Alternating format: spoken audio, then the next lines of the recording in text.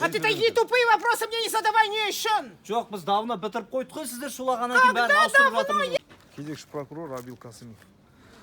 Әбіл Қасымов Бақберген Дүйсенбекұлы, нөмір 175, қай жылға дейін, прокурор? Бегімов Данияр Жандарбекұлы, 04-526, нөмір 23 жылға дейін. Ескі трубаларымыз өте керемет труба ғой, көріп тұрсыздар ғой өздеріңіз. Керемет. Керемет. Қазір коммуналды бөлімнің қызметкері келіп тұр, өзіңіз таныстырып өтсеңіз. Есімім Амангелді Нұржан.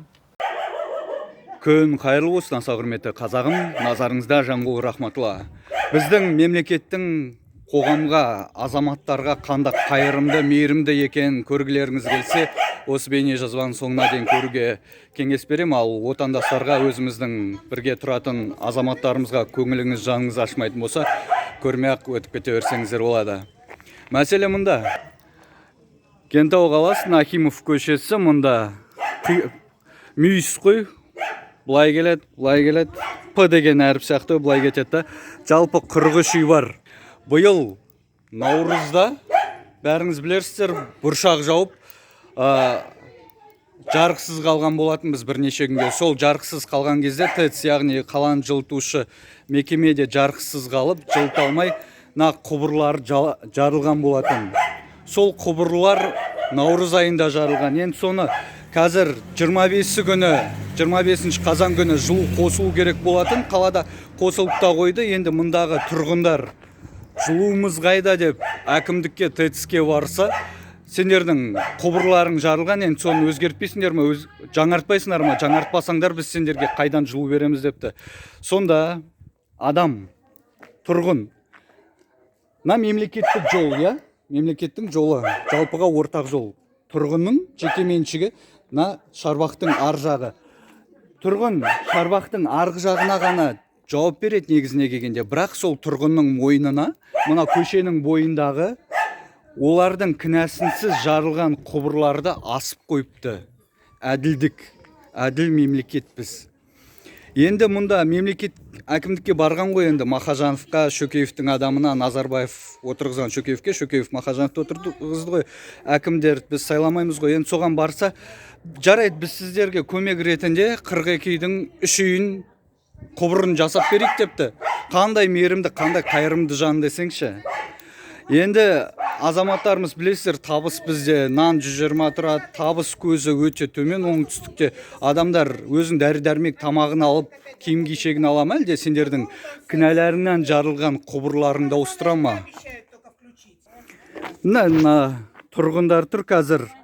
Мемлекет престиж деген жауапкершілігі шектеулі серіктеске берген екен, барып сұрап қайтақ. Мына жақта, мен ар жаққа бара жатырмын. Мына жақта тұрғындар, смета деген бар ғой, заң бойынша мемлекет мынандай талаптар береді. Құбыр ешқандай жарылмайтындай, жарылыс болмайтындай. Ешқандай тігіс деп аталады, орысша шов деп аталады, сондай шовсыз құбыр қою. Қазір көрейікші, мұнда техникалық байқау өткізейік.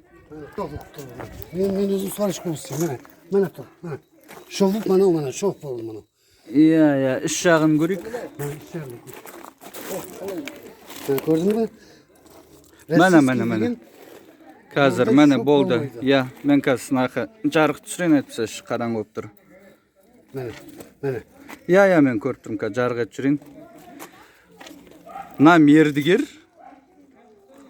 Көріп тұрмыз ғой, бәріміз куә болып, ішіндегі тігісін. Мынау давление деп атайды, қанша атмосфера береді, ТЭЦ соған шыдамайды. Ең бірінші суықтақ, давление суық болмай-ақ жарылып кететін құбырды қойып жатыр да қайтадан. Біздің әдет қой біздікілердің. Мына жақтан жоғарысында тұр, көрінбе. Давление суықтың? Иә, мінеке. Мына жақтағысы мәне тұр. Бұл местный отопление бола береді, местный отопление. Иә, өзіңіз үйде жағатын болсаңыз дұрыс қой. Иә, қанша атмосфера береді ғой. Конечанан труба жалған байғандар. Шіреген күйше тұр. Иә, түсіндім. Қазір құрылысшылармен сөйлесіп көрейік, кім бұларға бұндай құбырды қоюға рұқсат берген.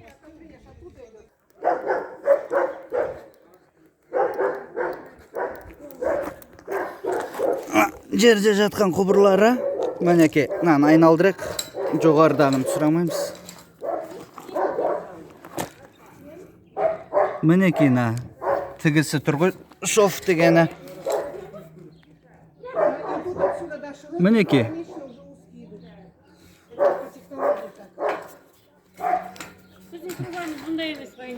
міне сыртынан, сыртында да тігіс көрініп тұр, көріп тұрмыз ғой, бір қатар. Мінекей мұнда айналдырайық. Мынау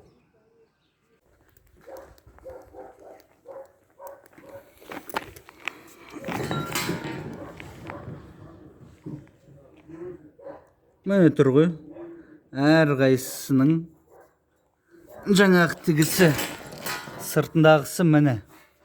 Бәрі сондай, бір-екеу ғана сондай түсіп қалған шығар, жан ол енді бір-екеуіне кешіріммен қарауға болады ғой деп жүрмеңіздер. Мінекей, мына сыртқы тігісі көрініп тұр.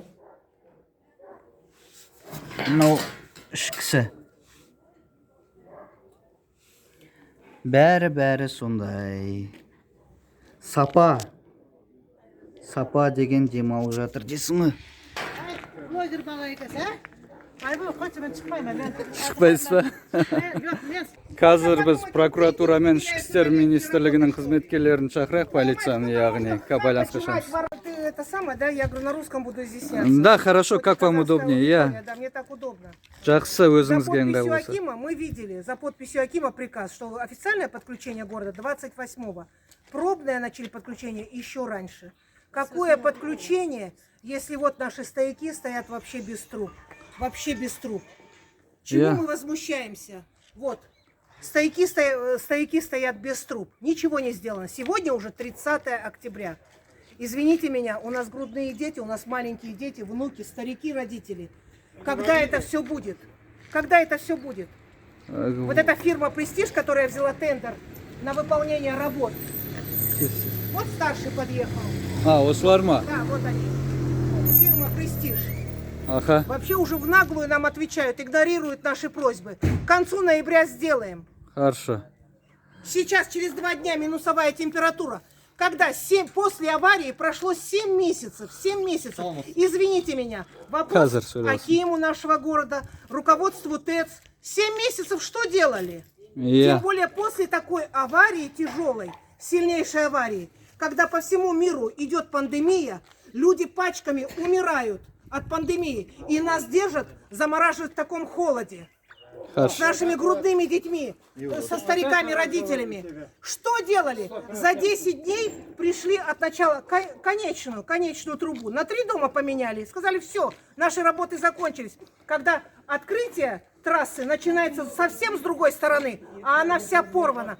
Во время вот этой аварии мартовской эти трубы как лист бумаги порвались. Как лист бумаги порвались. Это представители компании, да? Это старший, да, компания. Хорошо. «Престиж». Жанбол Шекербекұлы рахматулла, бейне және аудио жазылым жүруде, өзіңіз таныстырып өтсеңіз. Симтиков Дархан болады. Аха, Престиж жауапкершілік шектеулі серіктестік. Мына жақта сіздерге әкімдік или ТЭЦ берді ма, тапсырыс кім берді? Екі жақтан да беріп отыр. Құбыр тапсыруға, орнатуға, я? Сіздерге смета деген бар ғой? Я, сол жақта құбырлар қандай болу керек деген? Жоқ, біріншіден бұл көшеде біздің сметада 60 метр берілген. Аха. 60 метрді мен ауыстырып шықтым барлығын. Иә. 60 метр берілген. Енді халықтың өтініші бойынша, халық шулағаннан кейін біз өзіміз ақша бөліп, қазірма полный трубалардың бәрін ауыстырып жатырмыз. Жо, ақша кім бөліп? Өз қалталарыңыз ба? Тодан ба әлде әкімдіктен ба? Өкімет десеңіз біз деген. Иә, өкімет бөлді десеңіз, сол жақта өкімет сізге әкімдік айтты ма, осында құбырлар болу керек, диаметр қанша болу керек, о жақта тігіс болу керек па, болмау керек па деп? Иә, қандай тапсырыс? Біріншіден қазір мен айтайын, мынау қазір 50, 40, 32-ші трубалар бар ғой? Иә. Диаметрі. Иә. Олар 5 шоуны біздің әкелгенімізге. Аха. Енді қазір 76 трубалар бар ғой жатқан. Бұлар қазір бесшовный деген шықпайды қазір. Бұлар шығып атқандардың бар шовный шығады. Уважаемый товарищ блогер, который берет интервью, какой бесшовный? Вам показать, я женщина, я и то, что понимаю, что такое бесшовные трубы. Все трубы шовные. Все трубы шовные. Сейчас мы разберем. Вот смета. Вот копия сметы. Зачем? Вот копия сметы. Қазір мына кісінің пікірін сіз жаңа айттыңыз ғой, сізге қарсы пікір болып жатыр екен да, енді түсіндіріңіз мынаны. Жоқ, мен айтып отырмын ғой біріншіден. Жаңа Иә, айтқан налар. қазір тағы айтылайын. Бұл көшеге 60 метр труба бөлінген. Біз қазір трубаларды кесіп жатырмыз да мына. Иә. Жүріңіздер, көріңіздер. Жоқ, көрдік қой. Трубалардың бәрінің состояниесі өте жақсы. Қалың трубалар. Жоқ, қалың дейтіндей қанша миллиметр мына жерде? Жоқ, тоқтай тұрсаңшы. Жоқ, мен сізге ескілерді айтып берейін, тұра тұрыңыз. Аха. Ескі трубаларды айтып берейін. Мына жерде тұрған. Трубалардың состояниесі өте жақсы. Керемет трубаларды. Бұл кісілерге ештеңе жақпайды. Қазір мен барлығын ауыстырып беріп келіп жатырмын. Ештеңе жақпайды деген сөз болмайды ғой, ондай түсінік болмайды ғой, ондай. Ескі трубалар өте керемет труба ғой, көріп тұрсыздар ғой өздеріңіз. Керемет. Керемет. 40 тесігі. Жоқ, мен қазір сіздерге мына жақта 50, 40, 32-лер бөліп жарылғандардың бәрін ауыстырып беріп жатырмын ғой қазір. Екі ша 40 тесігі бар. Жоқ, мен оларды ауыстырып тастадым ғой. Число какое, Дархан, уважаемый, число? Жай сөйлеңізші. А потому что по делу надо говорить. Жай Какое сегодня число? сөйлеңізші. Какое число? Шуламаймыз. Өзінің дауысы сондай шығар. Жай сөйлең, жоқ, ондай емес бұл кісінің дауысы. Жылу мерзімі қашан басталды? Как это самое, если мы замерзнем? Престиж. Қайтып келесіңдер ауыстыруға. Жылу мерзімі қашан басталды? Екі ша. Капитан Жанбол Шекербекұлы Рахматулла, бейне және аудио жазылым жүруде, таныстырып өтсеңіз өзіңіз. Куәлігіңіз көрсетіңіз.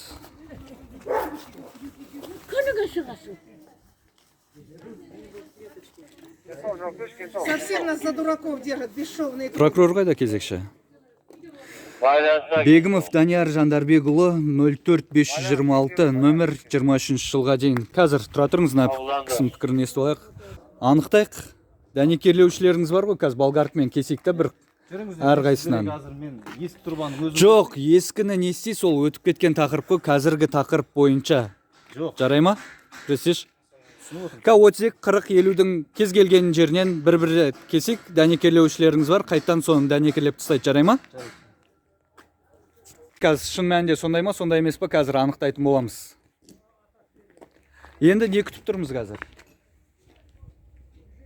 Бір қызметкеріңізді алып.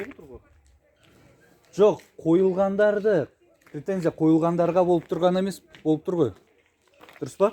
Жоқ, біз әлі қойып үлгерген жоқпыз ғой, біз тек 76. Түсінді ғой, мына 50-лік емес па, 76 емес ар жағындағы тұрған. Жоқ, түсініп отырмын, мына жақта тұр ғой сол трубалардың барлығы қазір. Мұнда басқа жақсы сапада болуы мүмкін, қойылып кеткендерді тексеріп көрейік деймін. Болды түсінді. Я? Болды.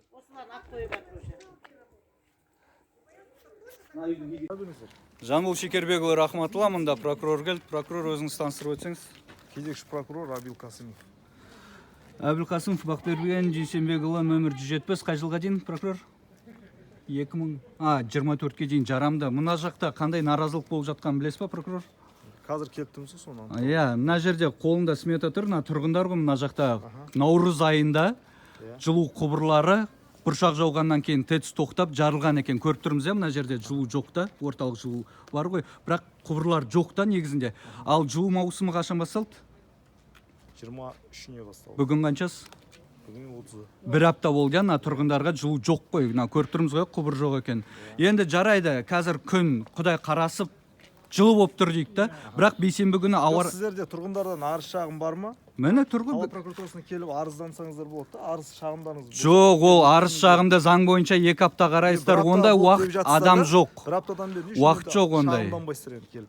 Шағымданбайсыздар дегенде әкімдікке барып жүрген, әкімдік ешқандай нәтиже шығармаған болып тұр ғой. Қай бөлімге бардыңыздар? Қай бөлімге бардыңыздар? Кім барды әкімдікке? Әкімде анау Ысқаққа бардық, зам әкімге. Ысқақ. Ол сол аса коммунальный. Қашан бардыңыз? Так, 4 күн 5 күн болып қалды. Мен ол әкімге жазылған, мен арызымда тұр, бірақ халықтардың атынан жазылған. Арыз бердіңіз, иә? Сізге жауап берді ма? Жауап берді, істеп жатырмыз, істейміз деді. Жылу маусымы наурызда жарылғанын біледі ТЭЦ-та. Неге содан бері қанша 7 ай өтті. 7 ай өткенде ешқандай қимыл болмаған ғой, ешқандай іс-қимыл болмаған ғой мына жақта. Неге сол адамдар шыққаннан кейін ғана ести ма, қалада өздері жылу маусымы біткеннен кейін шығып соны тексерсе болмай ма, мына жақта қай жақта не болып жатыр деп адамдармен сөйлесіп, қанағаттанасыз ба сапамен, қанағаттанбайсыз ба деп. Сіздер сол кезде жылу маусымы жаңағы жаздың күні осы жағдай орын алған кезде сіздер әкімге жүгінулеріңіз керек жазбаша түрде да, или болмаса хабарлама. хабар берілді ма дейді. Жақында бардық қой, сол приемда болдық қой. Енді мында бізде претензия. Мынау кеңш технологиясын білмейтін шығар, сөйткен сіз бұның маман емессіз ғой, бірақ қазір мамандарын шақыратын болсақ ТЭЦ-тің мынау былай иіліп тұрған дұрыс емес та. Бәрі тік болу керек, бір деңгейде жүру керек, дұрыс па? Мына қалай болса солай. Мынаны қарайық. Мынау тігіс деп аталады да, орысша шов деп аталады. Мынау ыстық суға және үлкен давление бар ғой ТЭЦ-тен, үлкен градуспен шығады және үлкен насостар итереді да суда. Соған мынау шыдамайды, 6 метр бойы гүл сияқты ашылып кетеді, айырылып кетеді да. Мына адамдардың құбырлары онсыз да айырылғанда мемлекет қайттан қаржы бөліп тұрды, ал бұлар қайттан сол айырылатын құбырды қойып тұрды. Мынаның қымбатырақ түрі бар, 200-300 теңге қымбат түрі. Бұларға смета бойынша сондай тігісі жоқ құбыр тапсырыс берген да мемлекет. Ал мердігер көріп тұрсыз қандай құбыр қойып жатқан. Аталған мәселе бойынша халық прокуратурасына арыз шағымдарын алайық. Жоқ, оны ойтып арыз шағым, былай процесс заң бойынша болатын болса, қыз қылышын сүйретіп келе жатыр, я? Ауа райын қазір көрейікші, қай күні минус болатынын. Минуста білеміз, я, су қататынын. Нөлдің өзінде су қатады, я? Ал мына үлкен кісілерді қараңызшы, қанша мына жас адамдар ма? Құрдастарымыз емес қой. Әрқайсының немере шөбересі бар үйінде қазір. Қазір енді сіздер қалай, кімге хабарластыңыздар қазір? Қазір сіздерге хабарластық, сіз шақырсын, соны анықтасын деп. Мен түсіндіріп жіберейінші. Бұл жерде смета бойынша 60 метр труба бөлінген негізі. Сіз қайдан болсыз? Мен осы мердігерлер нелерден келіп тұрмын ғой. 60 метр труба бөлінген. Сол 60 метр ауыстырып кеттік біз. 60 метрді. Одан кейін халық енді шамал ауыстырып беріңдерші дегеннен кейін біз ар жаққа өтініш жазып, осы трубалардың бәрін сатып алып, қазір қойып жатырмыз қайтадан. Жоқ, өз шөтіңізден сияқты емес. Российский жақсы трубалар қойып жатырмыз. Мен халыққа не жақпай атқан білмеймін. Мен базарға кеш бастап атқаным, не жағым, ол меған емес ол сұрағым. Тархан, почему по одному человеку работает? Басқа жаққа қоясыздар ол сұрақты. Почему по одному человеку работает? 42 үйге. Бригады же тут работают. Где 2 человека варят? Все. Сіздер енді қашан аяқтау керексіздер? Вот с утра, нет, с утра были люди, да, и ты был здесь. А сейчас вечером я приехала, 2 человека, один с той стороны, один с этой. Сіз анау бұрынғы жаққа бардыңыз ба? Я уже 5 раз сегодня Дәнекерлеушілерді айтып жатыр, екі-ақ дәнекерлеуші деп. Қарасаңшы, 3 сварщик жүр ғой. Сіз неге бәле қуып тұрсыз? Жоқ, бәле емес, жала жаппаңыз олай. Жоқ, неге өйтіп тұрсыз сіз? Жала жаппай дұрыстап, төмендеп сөйлейік. Жоқ, 30 число, 31 уже на подходе. Жоқ, оны не үшін айтып жатсыз? Біз сізге 60 Не метр үшін? тұра Хорошо. тұрсаңызшы. 60 метр труба бөлінді сіздерге. Біз 60 метр трубаны давно ауыстырып тағамыз, білесіз өзіңізді. Сіздің үй жағыңызды ауыстырдық біз. Так. Енді мына қалған жақтарды өтініш жазып, қалғанын бәрін ауыстырып жатырмыз ғой енді. Енді ақшаны бөліп жатса, не істейміз біз? Жауапты адам шақырсаңшы, наққа коммуналды бөлімнен. Мы тебя выслушали. ТЭЦ-тен. Подожди, вот так, ты сейчас собрались, ты сейчас мне объяснил, как нормальный человек нормальному человеку. Ты мне объяснил, я поняла тебя. Хорошо. Ты не в курсе был, ты поменял 60 метров, как было положено. 7 месяцев назад ТЭЦ знала, что здесь творится. Где? Кто ихние люди составил смету на 60 метров всего? Вот вопрос. Это не к тебе. Но почему ты не собрал людей и вот так хорошо не объяснил нам? Ты приехал, уехал быстро. Қазір не істеп жатырмын енді. Осы сіздерге жаным ашығаннан осының бәрін Мы істеп тебя жатқан жоқпыз услышали, енді. мы тебя услышали. Мы тебя услышали. Поэтому теперь Жоқ, оны мы не үшін күліп жатсыз? обращаемся. Жаным ашығаннан істеп жатырмын ғой, не үшін күлесіз сол? Тегін жұмыс істеп жатсыз ба сонда? Жоқ, мен бұны ауыстырмай, мен 60 метр трубам ғана бөліп деп кете салмада болады. Өзі мен Кентаудың адаммын. Жоқ, қалғанына ақша бөлінді ма, бөлінген жоқ па? Қайсысына? 60 метрден кейінгіге ақша бөлінді ма, бөлінген жоқ Бөлінген па? жоқ. Бөлінген жоқ па? Жоқ, кейіннен бөлініп жатыр ғой, мен айтқаннан кейін бар бөлініп жатыр ғой. Сөйтіп айтсаңыз, как будто тегін сияқты өз қалтаңыздан Сіз шығарғандай оны болып мазақ тұрсыз. қылып күлудің Мазақ емес, күлкілі айттыңыз. Жаным ашығаннан кейін, мен жаным ашығаннан кейін үйімдегі жұмысымды тастап, мұнда тегін бір тиын алмай келіп тұрмын. Мен жаным ашығаннан деуге болады да. Ал сіз жалақыға жүрген адам жаным ашығаннан деп бір одолжение жасаудың қажеті жоқ. Ақысын алып жатсыз, я? Ақысын алып жатсыз ба? Еңбек ақысын беріп жатыр ма сіздерге, әлде әкімдік жеп қойды ма? Жоқ, беріп жатыр ба, ешкім Болды жеп ғой, жатқан жоқ, оның әңгіменің керегі де жоқ. жаным ашығаннан деген артық сөздің қажеті жоқ. Енді не деп айтамын оны сонда сізге? Қызметімді атқарып жатырмын дейсіз. жоқ маған сметада берілген 60 метрді мен ауыстырдым да Түсіндік кеттім. қой оны. Түсінсеңізші енді. Түсіндік. Мына халықтар трубаларымыз нашар, сондай деген басқаларға жеткізіп, осы трубалай қойып берейік деп жан ашығана істеп отырмын. Сіз болмасаңыз да басқа мердігер табылады. тұра мен әкімде болғам жақында ысқақта соке мен айтқам тұрбаның сроғы шығып кеткен уже 12 жыл. Ол енді маған емес. Жоқ, маған бір жауап беріңіз, жұмысты істей берейік бар қарай. Жалғастыра беріңіздер, сіздерді ешкім тоқтатқан жоқ. Айтып болайын да, Но чтобы это быстрее делалось, не по одному человеку. қашпа. Жаңағына бітіретін уақытын сұрап жүріңізші. Енді сіздер қазір тұрсыздар да отопление жоқ, анау жоқ дейсіз. Мынаны бүйтіп сағыз сияқты соза берсеңіздер, қашан бітеміз біз? Біз олардың мойнына шыққан жоқпыз, ешкім тоқтатқан жоқ оны. Их никто не Жоқ, останавливал. видеоға түсіріп тұр. Бұлар да ұялып тұр қазір. Ешкімнің телевизорге неге шыққысы келмейді интернетке. Жалаңаш жүрген жоқ қой ұялатындай. Жалаңаш жүрсін, басқа жүрсін, ешкімнің Қоғамдық жерде жүр, мен оның туалетіне барып отырған жеріне сіздер мына шығып жерде жақсы нәрсемен келіп тұрған жоқсыздар ғой расына келген кезде. Тоқтаңыздар да. Нормально. Содан кейін ұялып тұр олар. Егер жақсы нәрсе Жоқ, біз тоқтап тұрған жоқпыз. Оларға рахмет. Жоқ, сіздер рахмет. Онда не үшін тоқтап тұрсыз сіздерге? Кім тоқтатты? Жоқ, не жақпай жатыр? Кім тоқтатты? Келдіңдер мына турбалардың бәрі мощный турба бұл жаңа дейсің. Енді жақсылардың қалындарын әкеліп қой сіздерге. Сіз команда берсеңші, сізде жұмыс істей береді ғой. Жалғастыра Олар берсін. қазір мына видео, мына халық тарамай, олар бастамайды да қазір расына келген кезде. Их никто не снимал. Халық тарамай ешкім жұмыс істемейді. Сода ялшақ түнде келіп, бәрі ұйықтап жатқанда келіп дәнекерлеп кетпей ме онда? Кім шақырдыңыз қазір? Кезекші прокурор. Мен ЖКХ маманын шақырдым. ТЭЦ-ке жауапты ғой. Жоқ, ЖКХ заказчик бұл жерде. Иә, тапсырып бер. Енді мерзімін білген жоқсыз ба? Қашанға дейін екен? Қазір өзі келіп жауап береді. Тезірек келе ма? Қазір келеміз деді. Сіз коммуналды бөлім мына кісілерге тапсырыс беруші. Біз жаңа мына жақта 32-40-50-інде жаңағыдай тігіс жоқ деді да. Соны тексерейікші деп едім, келісті да, енді соны келіспей жатыр да.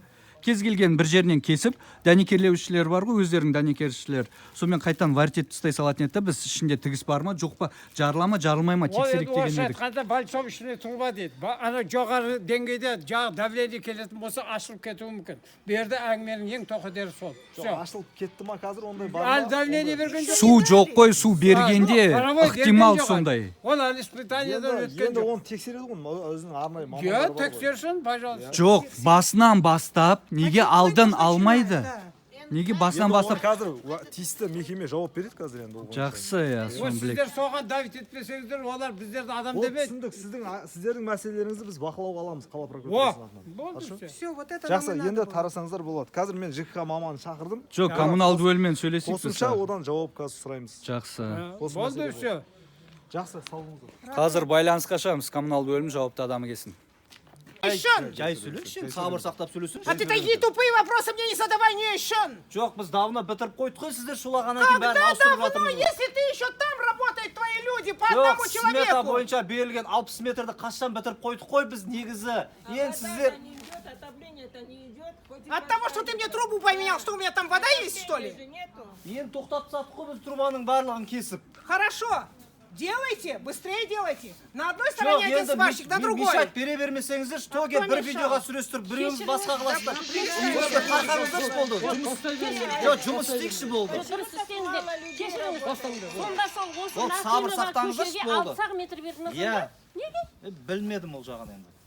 Оны кімнен сұрауға болады? Ол жағын білмеймін. Бұл сабыр сақтап үйлеріңізге кіріңіздерші болды. Істеп жұмыс істейікші болды. Білмеймін. Кім біледі? Болды. Біз мысалы Айып етпеңіздер. Bir күн шыдасаңыздар енді отопление беріледі. Новыйдан ауыстырамыз. 100% ауысып жатыр қазір. Бір сабыр Вот сақтап. это, Дархан, надо было давно, а не вот так приезжать с недовольной мордой, когда к тебе обращаешься. А давно надо было собрать людей и сказать, меня на 60 метров только поставили. Мен айттым ғой тақта солай сіздерге басында. Мен қанша адамға әрқайсысы үйіне кіріп айта берем болса ғой. Жиналған адамға айтып беріп отырмын ғой мен оны. 60 метр берілгенде. Білмеймін, мен түсінбеймін. Нахимова көшесі қанша метр екенін. А по переулку Одан арман қарай 60 метр бөлінеді.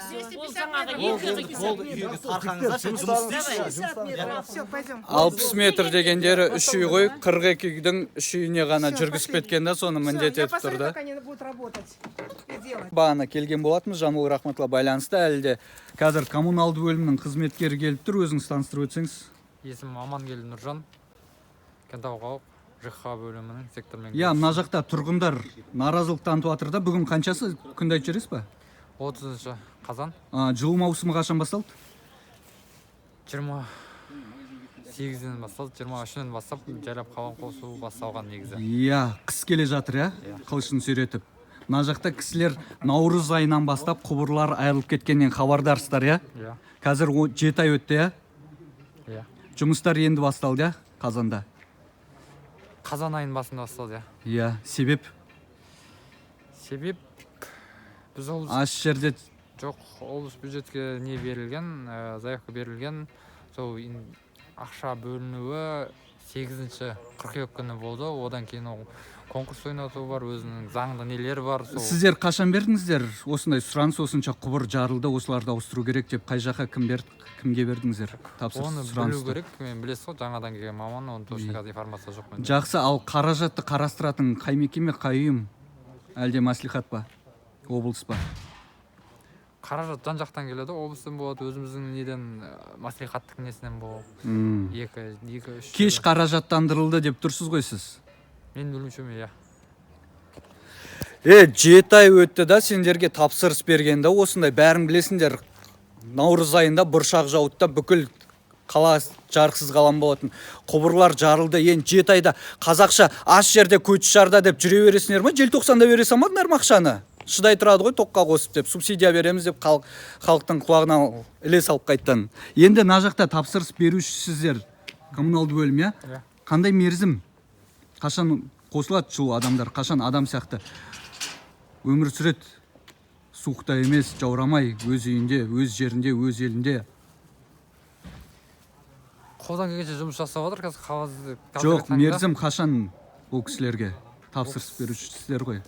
Қашанға дейін бітіру керек? Негізі әр құрылыс жұмысының өзінің несі болады. Сметасы? Жоқ, сметасы емес. Сметадан бөлек берілген уақыты болады. Я, сол берілген уақыты. Сол қанша уақытта бітеді? Енді бұл жерде бұл кісілерге қысқартылған 1 ай срок берілген. Қашаннан бастап?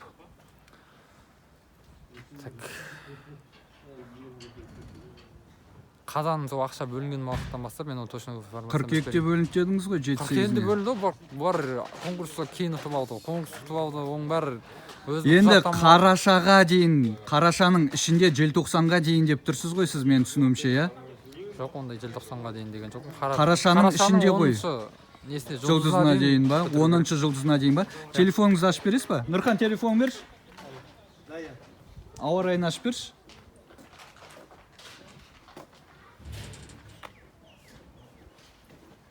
Бас.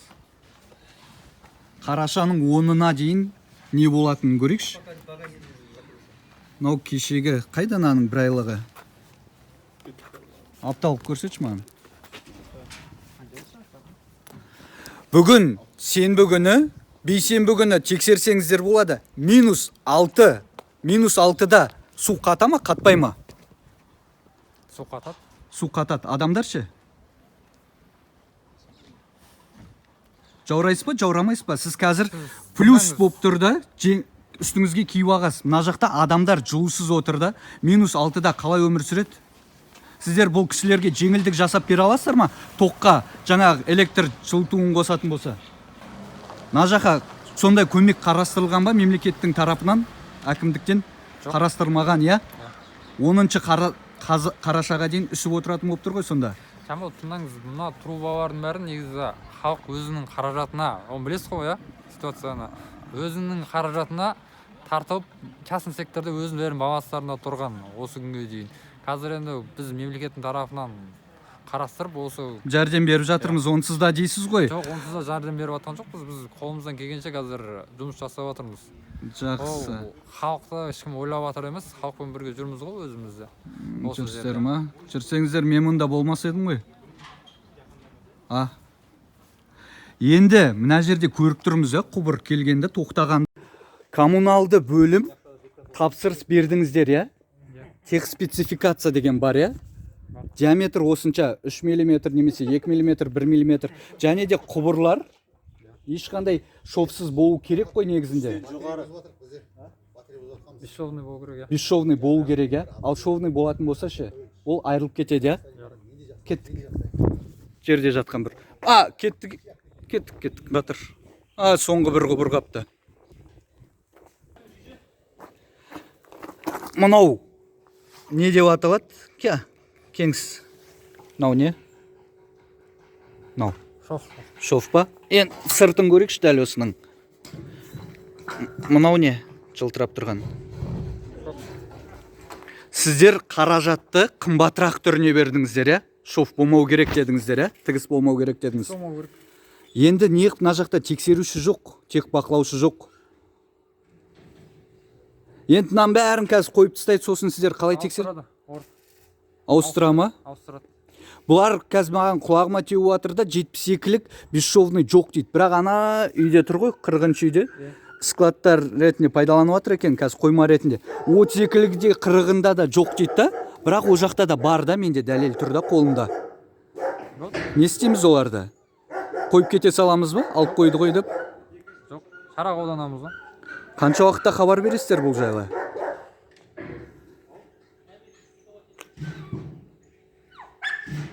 Мемлекет кәдімгідей жымқырмай ақшаны толық бердіңіздер, я? Әлде жолшыбай жеп қойдыңыздар ма?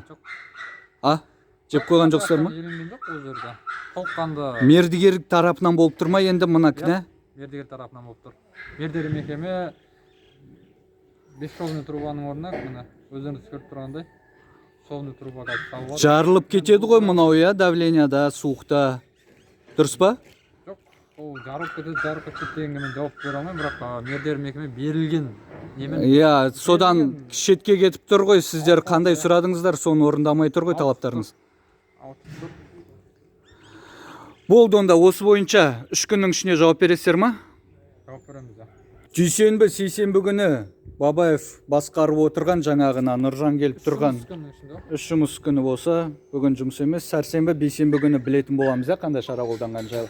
Қазір сізге айтады, ана жақта 32, 40, 50-лер бесшовный, мыналар шовный деп айтады. Бірақ сіз барып көріңіз, менде дәлел тұр. Ол жақта шоф бар екеніне. Түсіндіңіз ғой? Жақсы, байланыста боламыз. Жанбол Шекербекұлы, рахматулла. Әділ болайық, еш уақытта мемлекеттің қаржысын тонамайықшы, өтініш. Өз мемлекетіміз ғой. Байланыста боламыз.